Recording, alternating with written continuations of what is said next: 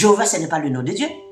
Comme il y a une sorte de chant de nos frères et sœurs africains qui dit Jéhovah est son nom. Mais c'est faux, Jéhovah n'est pas son nom. Vous ne lisez pas Acte 4:12, vous lisez quelle Bible? Le texte a dit il n'y a pas un autre nom. Vous dites que Jéhovah est son nom. Vous avez trouvé ça où? Hein? Jean 17, le verset 6, il dit je fais connaître ton nom aux hommes que tu m'as donné du milieu du monde. Si vous ne connaissez pas le nom du Père, va voir les apôtres. Allez voir les apôtres puisque le nom du Père a été révélé aux apôtres. Jean 17, 6. Vous ne connaissez pas le nom du Père, allez voir les apôtres et vous saurez le nom du Père.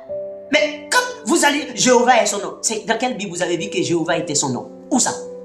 Donc Charles Tazussel, franc-maçon 33e degré, sataniste de son état. Donc c'est lui qui vous dit comment s'appelle votre Dieu. Donc vous n'acceptez pas de croire le nom que les apôtres vous ont révélé, mais vous croyez à ce nom que Charles Tazussel vous a donné. Hein? Les Adventistes du 7e jour, Miller en tant que franc-maçon sataniste, les Branhamistes, Branham en tant que sataniste franc-maçon, Joseph Smith en tant que franc-maçon, et toute la confrérie était des francs-maçons, des satanistes renommés. Et ce sont ces hommes-là que vous suivez, au lieu de suivre les apôtres. Il y a des gens qui disent que moi je ne suis pas les paroles de Paul, j'écoute Jésus. C'est faux. Vous ne pouvez pas être sauvé si vous ne suivez pas les paroles de Paul, les paroles des apôtres. Si vous ne respectez et n'appliquez pas les paroles, les enseignements des apôtres et des disciples, vous ne pouvez pas être sauvé. Jean 17, 20.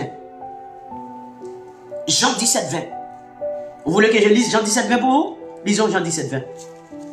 Jean 17, 20. Vous allez voir si vous ne faites pas ce que les apôtres disent. Vous ne pouvez pas être sauvé. Claire. Jean 17, verset 20. Ce n'est pas pour eux seulement que je prie, mais encore pour ceux qui croiront en moi par leur parole. Ce n'est pas pour les disciples et les apôtres que je prie seulement, mais je prie pour ceux qui viendront parce qu'ils croiront aux paroles des apôtres. Donc vous ne croyez pas dans les paroles de Paul, le plus grand des apôtres, et celui qui a plus écrit. L'enfer tout droit, ensuite la hyène. Oh, vous voulez d'autres textes? Oh, laissez-moi vous donner d'autres textes. Hein? 1 Corinthiens 15. Vous pensez que si vous ne croyez pas dans les paroles de Paul, vous allez être sauvé? C'est faux. Vous allez tout droit en enfer. Tout droit en enfer. C'est soit que vous avez la même Bible que moi, ou que vous lisez dans la Bible des Massimadi là, des homos là. Allons-y. 1 Corinthiens 15. Parce qu'il y a deux Bibles. La Bible des démons et la Bible de Jésus-Christ. C'est-à-dire la Bible dans laquelle où sont compilés les écrits qui ont été inspirés de Dieu aux prophètes, aux apôtres. 1 Corinthiens 15.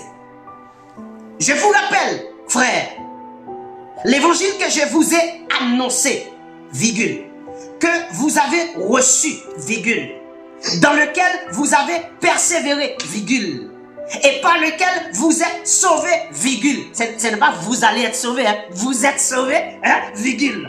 Si vous le retenez tel que je vous l'ai annoncé, autrement vous auriez cru en vain. Autrement c'est la hyène.